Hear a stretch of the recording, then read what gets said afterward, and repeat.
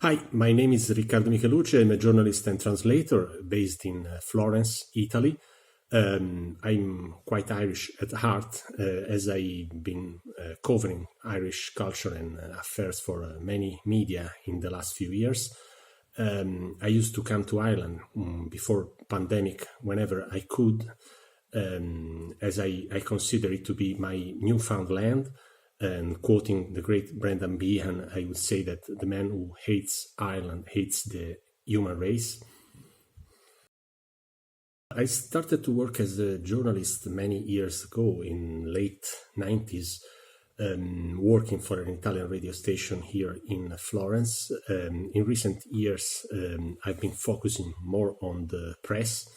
As a translator, I started by chance a few years ago working just on Irish authors like Brendan Behan and a new great contemporary writer from Dublin called Paul Lynch.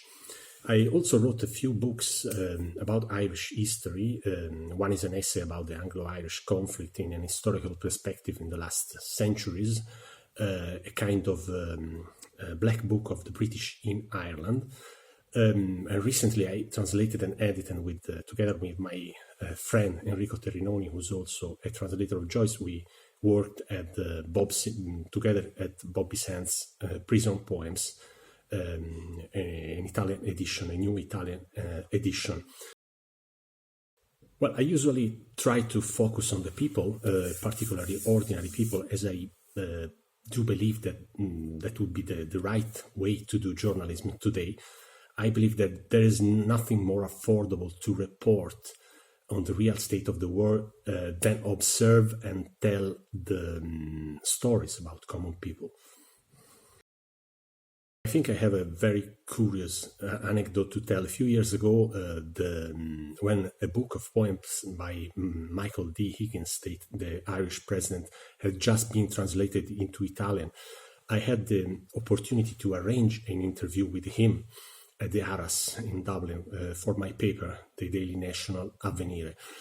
I managed to, that's the funny thing, I managed to be late on the day of my appointment with the President of Ireland. I was on vacation in Dunleary with my family and I left in the morning early enough, but I got lost in Phoenix Park, where the residence of the President is located.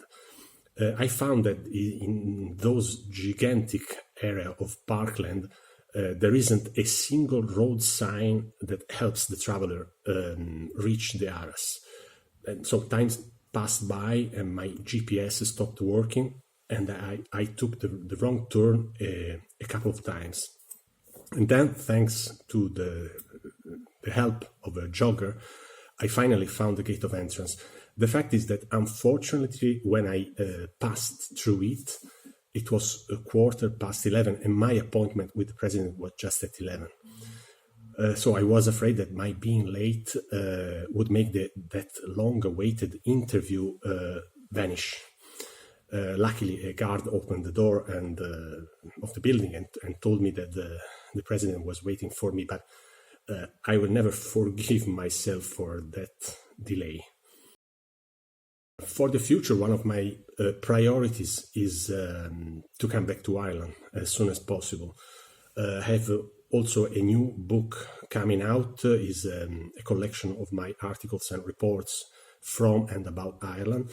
And I'm also working on a series of podcasts about Ireland. The only odd thing about myself is something you cannot see in this video. That is my eighth. Because I am around 2 meters tall.